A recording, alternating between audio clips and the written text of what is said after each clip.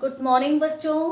महामारी के इस दौर में हमारे सामने जैसी स्थितियां हैं, जैसी परिस्थितियां हैं, उनके अनुसार हम अपने आप को ढालें और काम करने के क्रम को जारी रखें। ठीक है। महामारी में आप सब घर पे हैं तो ये मत सोचिए कि आपको फुर्सत मिल गई है। हम सिखाने के इस प्रक्रिया को जारी रखें और इस प्रक्रिया में लगन भी हो, कोशिश भी हो, प्रयास भी हो और अभ्यास भी हो। आप छोटे बच्चे हैं, आपके लिए अभ्यास बहुत जरूरी है। ठीक है। अभी जो कक्षाएं चल रही है वो रिवीजन के अंतर्गत चल रही है, यानी हम दोहरान कार्य करने जा रहे हैं। हम इस समय दोहरान कार्य कर रहे हैं ताकि आपका पूर्व ज्ञान, प्रीवियस नॉलेज सुदृढ़ हो सके, मजबूत हो सके, तुमने जो पढ़ा है वो गहराई तक समा सके। ठीक है बेटा। तो आज हम अपनी कक्षा शुरू करते हैं। उससे पहले आप ये जरूरी सूचनाएं अपनी रफ कॉपी में लिखिए। रफ का मतलब ये नहीं है कि काम भी रफ हो गया। ठीक है। रफ अभी आपको यह रफ में ही करना है और रफ में भी सुंदरता से करना है, क्योंकि काम को कभी भी कैसे भी किया जाए हमेशा व्यवस्था से और सुंदरता से ही करना चाहिए। तो आप अपने रफ कॉपी में यह सूचनाएं लिखिए। आज है दिनांक 19 अप्रैल 2021। कक्षा आपकी चौथी है और विषय हिंदी हम पढ़ रहे हैं और हम अपना टॉपिक है, अपना शीर्षक है शब्द। इसके बारे में जानेंगे। तो पिछली कक्षा में आपने वर्ण से संबंधित जानकारी ली थी और वर्णों का ही यह सार्थक समूह शब्द कहलाता है। तो ये चीजें हम अभी पढ़ेंगे। उससे पहले मैं आपको वर्कशीट से संबंधित बातें स्पष्ट करना चाहती हूँ। आप ध्यान से सुने। आपको किस प्रकार से अपनी वर्कशीट को पूरा करना है यह समझ लीजिए। ठीक है बेटा। तो देखो 16 अप्रैल को यानी 16 अप्रैल को आपको वेबसाइट पर हिंदी की वर्कशीट मिल गई थी। तो आपको इसे कैसे पूरा करना है यह आपको समझना है। ठीक है बेटा। देखो पिछली कक्षा में आपने जो आप लिखते थे वो डबल लाइन हुआ करती थी, कॉपी की डबल लाइन हुआ करती थी। लेकिन कक्षा 4 में यानी क्लास 4 में आपको सिंगल लाइन पेपर यूज करना है। ठीक है। सिंगल लाइन पेपर यूज करना है और ये जो पेपर है वो पिन पेज होगा। ठीक है बेटा। पिन पेज का मतलब है आप अपनी कॉपी का इस तरह का पिन पेज निकालेंगे और पिन पेज पर ये जरूरी सूचनाएं आपको लिखनी है, यानी ये जरूर ही लिखना है। जैसे क्या जरूरी सूचनाएं हैं? नाम, आपका पूरा नाम होना चाहिए। कक्षा आपकी चौथी रहेगी। वर्ग यानी सेक्शन, आप जिस सेक्शन में हैं उस सेक्शन का यहाँ पर लिखा जाना बहुत जरूरी है, क्योंकि अलग अलग सेक्शन में अलग अलग शिक्षक टीचर पढ़ाते हैं। तो जब चेकिंग के लिए ये हमारे पास आए तो सही व्यक्ति के पास पहुंचे। ठीक है। उसके बाद आपका विषय हिंदी हो जाएगा और आप दिनांक लिख दें यहाँ पर। ठीक है। सबमिशन वाली डेट पे भी लिख सकते हैं, मिलने वाली डेट पे भी लिख सकते हैं, आपने जिस दिन पूरा किया उस डेट को भी लिख सकते हैं। ठीक है। उसके बाद इस फ्रंट पेज को आपको छोड़ देना है और नेक्स्ट पेज यानी जो अगला पेज है वहां से आपके ये प्रश्नोत्तर शुरू होंगे। ठीक है। यहाँ से आप प्रश्नोत्तर लिखेंगे और कुल प्रश्नों की संख्या 5 है, जो कि शॉर्ट आंसर के फॉर्म में ही है। तो आपका इतने पेज पे आसानी से हो जाएगा। ठीक है। अब देखो मैं आपको कुछ प्रश्न बता रही हूँ जो हमने वर्कशीट के अंतर्गत दिए हैं। तो आपको इनको पहले प्रश्न लिखना है। पहले आप प्रश्न लिखेंगे इस तरह से, पहले आप प्रश्न लिखेंगे और फिर उस प्रश्न लिखने के बाद उसका उत्तर लिखेंगे। ठीक है बेटा। इस तरह से प्रश्नोत्तर आपको सिस्टमेटिक ढंग से, व्यवस्थित ढंग से लिखना है। जो वेबसाइट पर आपको प्रश्न मिले थे वो इस प्रकार से हैं और मैं आपको थोड़ा सा समझा भी देती हूँ। हमने जितना पिछला पढ़ा है उसी से संबंधित प्रश्न आपको दिए गए हैं। तो देखो पहला है भाषा के कितने रूप हैं, उनके नाम लिखिए। तो आपको ये बता दिया। यहाँ पर प्रश्न एक करके आपको लिखना है, भाषा के कितने रूप हैं और उनके नाम लिखिए। तो आपको पता है भाषा के 2 रूप है, लिखित और मौखिक और लिखित। तो ये आपको पूर्ण वाक्यों में उत्तर देते हुए लिखना है। ठीक है। प्रश्न 2, निम्न भाषाओं की लिपियों के नाम लिखें। तो कुछ भाषाएं दी हुई होंगी और उन भाषाओं के सामने उनकी लिपियां दी हुई होंगी। तो आपको उन लिपियों के नाम लिखने हैं। जैसे पहला है हिंदी, फिर संस्कृत, पंजाबी और अंग्रेजी। ये 4 भाषाएं हैं जिनकी लिपि का नाम आपको वर्कशीट में प्रश्न 2 में लिखना है। नंबर 3, प्रश्न 3 है, भाषा के शुद्ध रूप का ज्ञान कराने वाला शास्त्र क्या कहलाता है। प्रश्न 3 है, भाषा के शुद्ध रूप का ज्ञान कराने वाला शास्त्र क्या कहलाता है। तो इसका उत्तर भी आपको पूर्ण वाक्य में लिखना है। एक वाक्य में इसका उत्तर व्याकरण हो सकता है, लेकिन बच्चों को हमेशा, छात्रों को पूर्ण वाक्य में ही उत्तर देना चाहिए। और अगला चौथा प्रश्न है, उचित मात्रा लगाइए। तो वहां पर उचित मात्रा लगाइए, उचित मात्रा लगाइए। ठीक है, उचित मात्रा लगाइए। तो इसमें आपको कोई एक शब्द दे दिया जाएगा और उसमें से मात्राएं नहीं होंगी, वहां पर आपको मात्रा लगानी है। जैसे मैं यहाँ पर लिखी हूँ चढ़ाई। चढ़ाई क्या होता है, इसलिए मात्रा लगाते जाइए। या ई से संबंधित मात्राएं हैं 2 और एक आ की मात्रा है। तो इस तरह से आपको उचित मात्रा लगाकर शब्द को बनाना है। और अंत में है प्रश्न 5, वर्ण के कितने भेद होते हैं, नाम लिखिए। तो आपको मैम ने क्लास में ये पढ़ाया है, तो आप उसके आधार पर इसका उत्तर लिख दीजिएगा। वर्ण के कितने प्रकार होते हैं और उनके नाम लिखिए। ठीक है, तो ये आपको पूरा लिखना है। और वर्कशीट से संबंधित सारी बातें इसी तरह से यहाँ पर बता दी गई हैं और आपको पूरा करना है। ठीक है बेटा,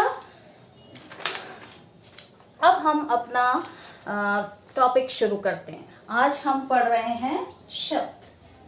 ठीक है,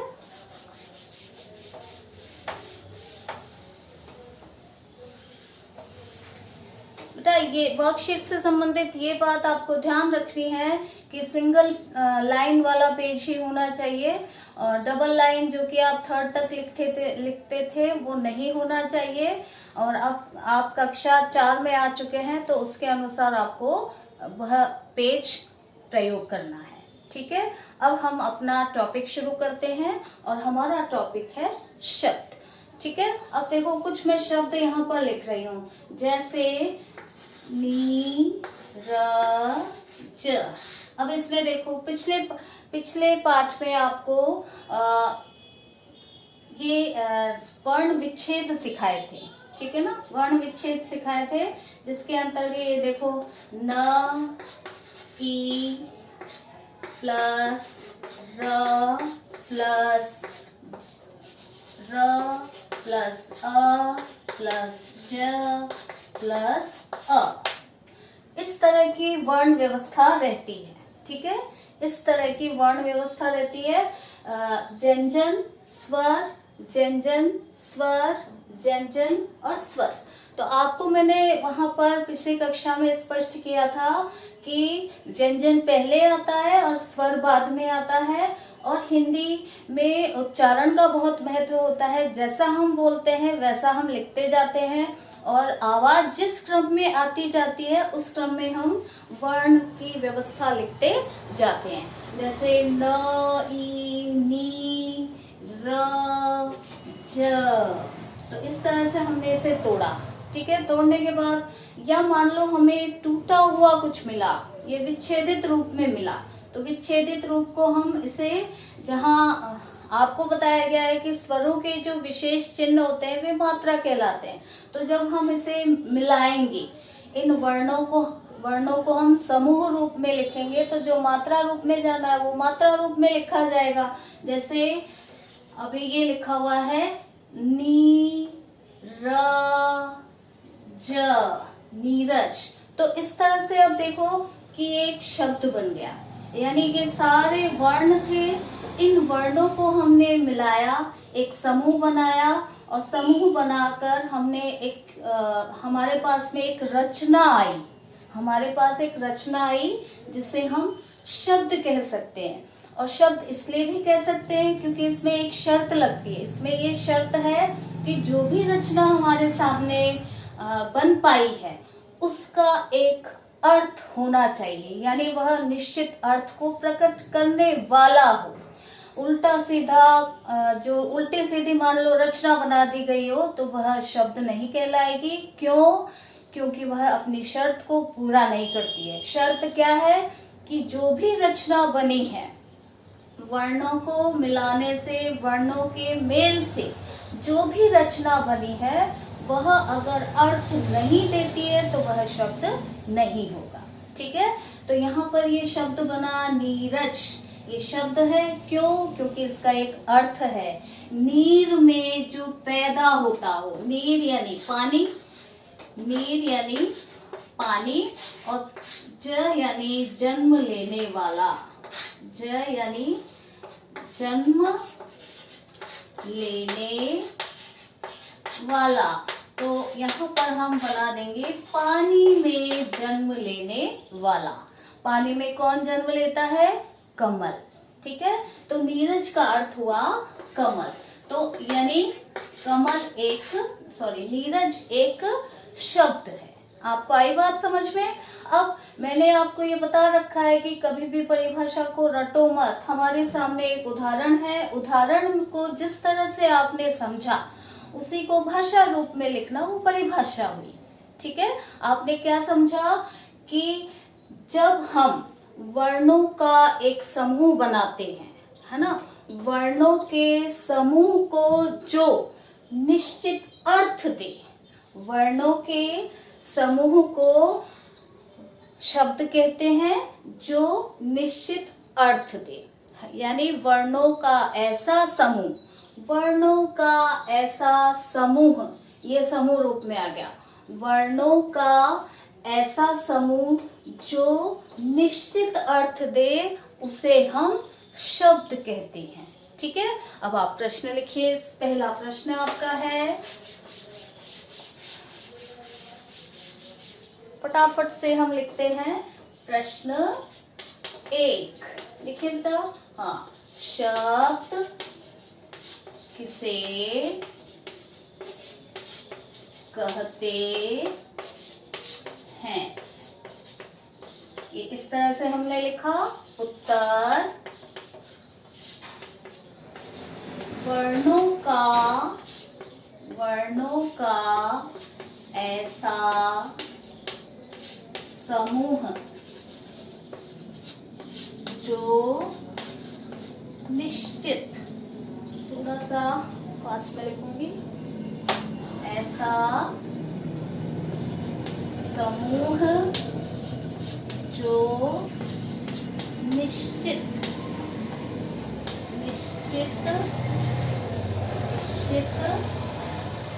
अर्थ देता है उसे शब्द कहते हैं। जैसे आकाश, पवन, घर आदि। ठीक है, ये शब्द हैं, ये वर्णों के समूह हैं जिन्हें हमने शब्द कहा है क्योंकि ये एक निश्चित अर्थ देते हैं। ठीक है, आकाश, पवन, घर, इनके अर्थ हमें पता है, बोले जाने पर हम इनके अर्थों को समझकर प्रतिक्रिया दे सकते हैं। ठीक है, तो ये हुआ पहला प्रश्न और मुझे उम्मीद है आपको ये याद हो गया होगा। ठीक है, याद करने की भी आवश्यकता नहीं है। आप एक उदाहरण ध्यान में रखें। उदाहरण में हमने क्या किया, वर्णों का एक समूह बनाया जो निश्चित अर्थ देता है, तो वह हमारा शब्द हुआ। ठीक है, ये हुआ पहला प्रश्न। और शब्द क्या है इसकी समझ आप में विकसित हुई है। अब आप देखिए कि हम लोग यहाँ पर एक चीज और प्रकट हुई है कि अब आपको ये जानना है कि शब्दों के लिए क्या जरूरी है। तो शब्दों के लिए जरूरी है कि एक तो भी एक से अधिक वर्ण के रूप में हो, यानी वहां पर अधिक वर्ण मिलेंगे, अधिक वर्ण मिलेंगे। ठीक है, यानी एक से अधिक वर्णों का समूह होगा। समूह रूप में समूह की जब हम बात करते हैं तो इसका अर्थ ये है कि वहां पर एक से अधिक कुछ मिलेगा। तो यहाँ पर शब्द की बात हो रही है तो हम वर्णों का समूह बनाते हैं, तो एक से अधिक वर्ण होंगे, ये यहाँ पर जरूरी है। और दूसरा, वो निश्चित अर्थ को प्रकट करता हो।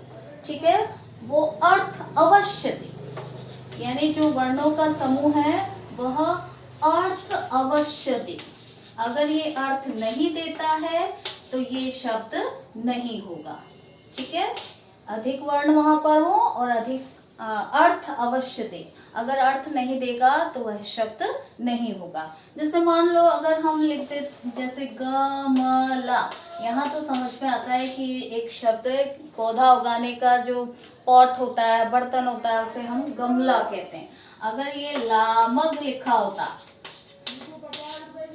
लामग लिखा होता तो ये शब्द नहीं है, क्योंकि ये कोई अर्थ नहीं दे रहा है, ये अर्थ नहीं दे रहा।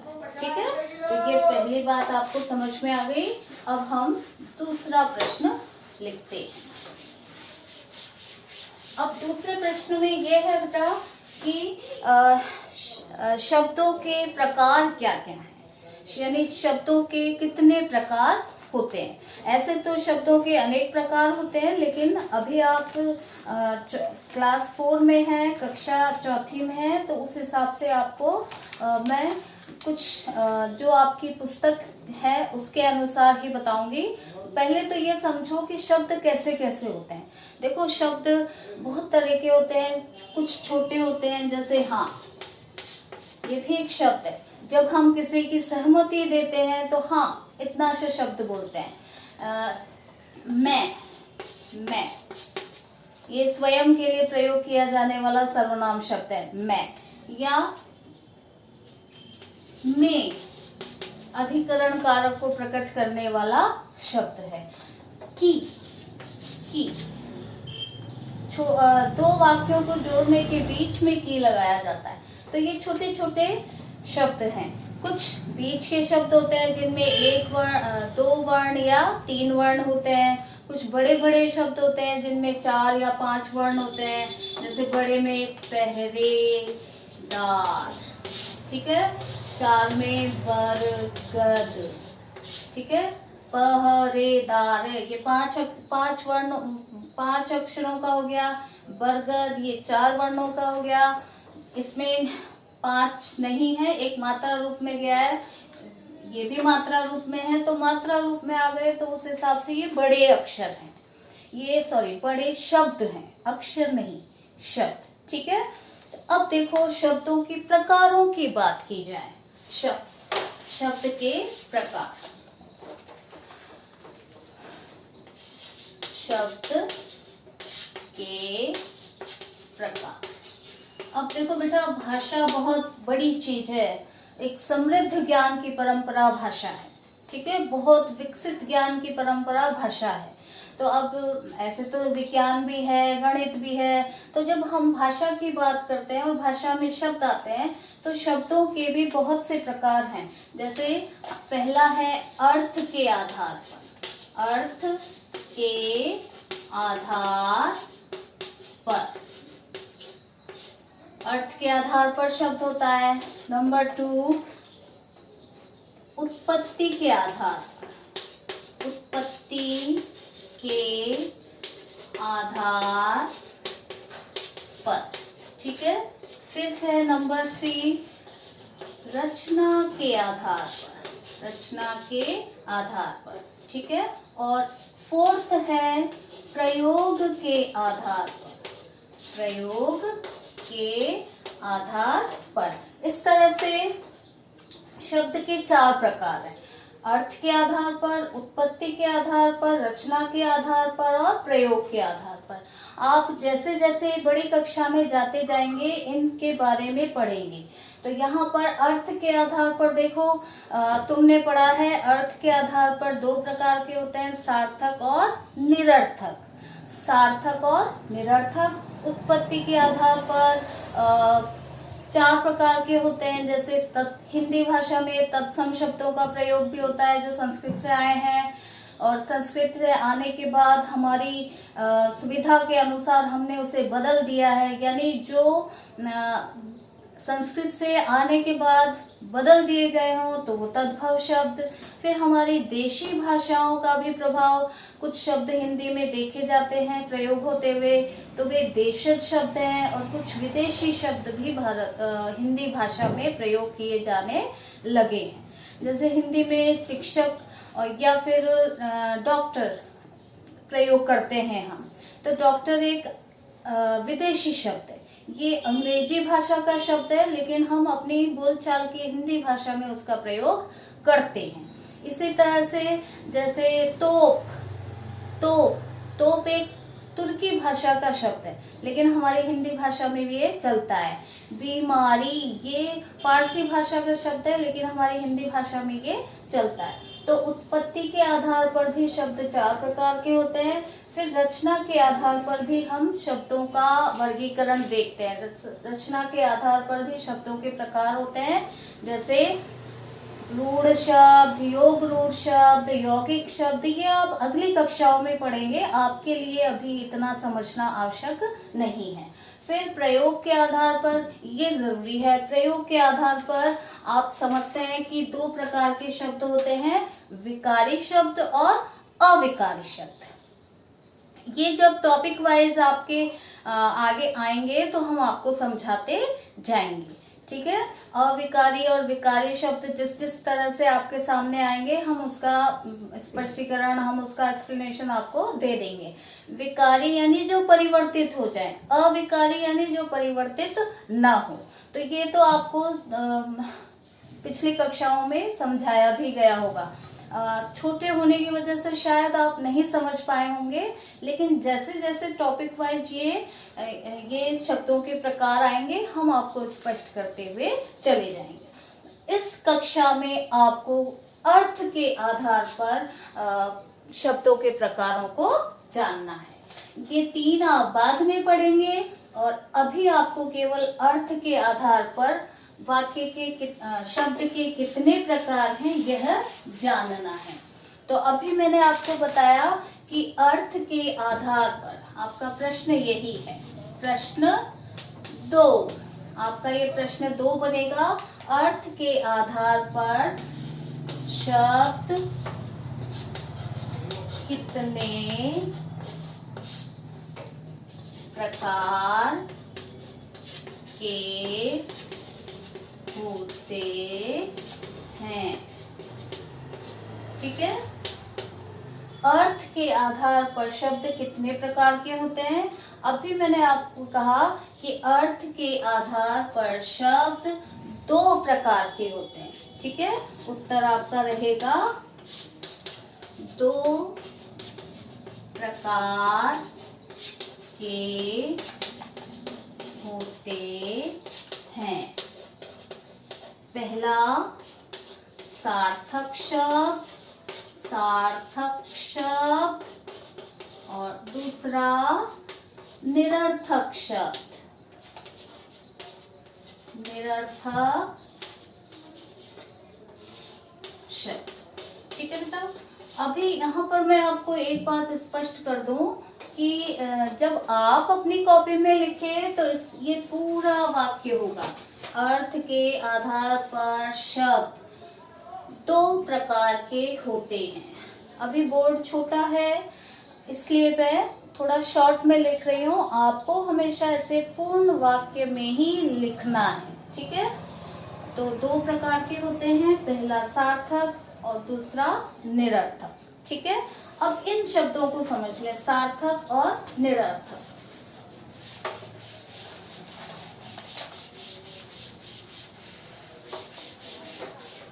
सार्थक और निरर्थक। पहले सार्थक शब्द को देखो, सार्थक। अब इसमें देखो हम इसे तोड़ते हैं, स, ये स, अ जो है, आ जो है उसे अर्थ बोलेंगे और फिर है क, ठीक है। इस तरह से इसको हमें समझना चाहिए। यानी आप यूँ समझ लो कि ये जो सार्थक शब्द बना है इसमें तीन शब्द हैं, तीन शब्द हैं। स यानी के साथ, के साथ। जब आपको कोई इनविटेशन मिलता है, निमंत्रण पत्र मिलता है, तो स परिवार लिखा होता है, यानी परिवार के साथ आपको आना है, स परिवार, ठीक है। और अर्थ का यहाँ पर मतलब यानी अर्थ ही हुआ, और क जो है वो वाला का अर्थ देता है, ठीक है। क वाला का अर्थ देता है। तो शब्द अर्थ के साथ आने वाला, ठीक है।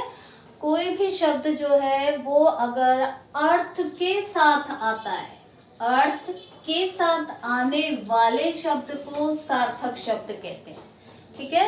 यानी शब्द वर्णों का ऐसा समूह जो अर्थ देता हो, कोई ना कोई अर्थ प्रकट करता हो, तो उसे हम सार्थक शब्द कहते हैं।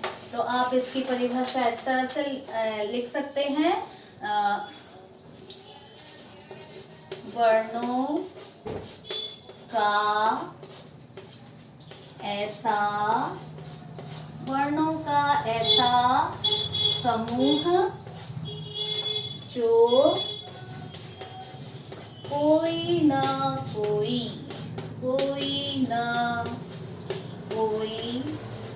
अर्थ प्रकट करे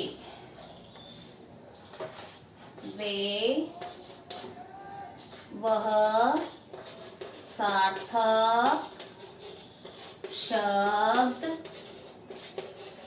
कहलाता है, ठीक है। जैसे कमरा, पुस्तक आदि, ये सार्थक शब्द हैं क्योंकि ये अर्थ स्पष्ट कर रहे हैं। वर्णों का ये समूह है जो अर्थ स्पष्ट कर रहे हैं। तो इस तरह से ये इसकी परिभाषा हुई। अब इसी से संबंधित दूसरा है निरर्थक शब्द, ठीक है। अब यहाँ पर मैं इसे मिटा देती हूँ, आप निरर्थक शब्द के बारे में समझो।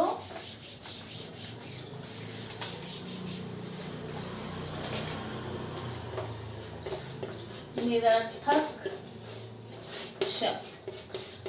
अब जो हमने सार्थक शब्द की परिभाषा लिखी, उसका विपरीत, उसका उल्टा निरर्थक शब्द, यानी वर्णों का ऐसा समूह जो कोई अर्थ नहीं देता है, उसे हम निरर्थक शब्द कहते हैं। निहि प्लस अर्थ प्लस क, ठीक है। अर्थ नहीं, निहि यानी नहीं, ठीक है। निहि यानी ये एक उपसर्ग है, इसका अर्थ है नहीं, नहीं अर्थ देने वाला, यानी अर्थ नहीं देने वाला वह होता है निरर्थक, ठीक है। अर्थ और वाला, ठीक है। अब इसे थोड़ा सा हम अपनी परिभाषा के अनुसार समझ लेते हैं। अर्थ नहीं देने वाला, अर्थ नहीं देने वाला निरर्थक शब्द कहलाता है। यानी परिभाषा के हिसाब से वर्णों का ऐसा समूह जो कोई अर्थ नहीं देता है, वह निरर्थक शब्द कहलाता है, ठीक है, ये आपकी समझ में भी है, कोई नई बात नहीं है, आप इसके बारे में जानते हैं। अभी आपके लिए रिवीजन के तौर पर क्या समझना है, आप सीखें कि सार्थक कैसे लिखते हैं, निरर्थक कैसे लिखते हैं, इनके अर्थ क्या होते हैं और अर्थ के अनुसार इनकी परिभाषाएं कैसे बनेंगी।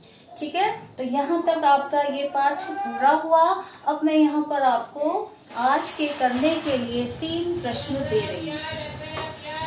अभ्यास के तौर पर आपको इन 3 प्रश्नों को अपनी कॉपी में लिखना है। तो पहला देखो, प्रश्न 1, वर्णों के मेल से क्या वर्णों के मेल से क्या बनते हैं। ठीक है, वर्णों के मेल से क्या बनते हैं। दूसरा प्रश्न 2,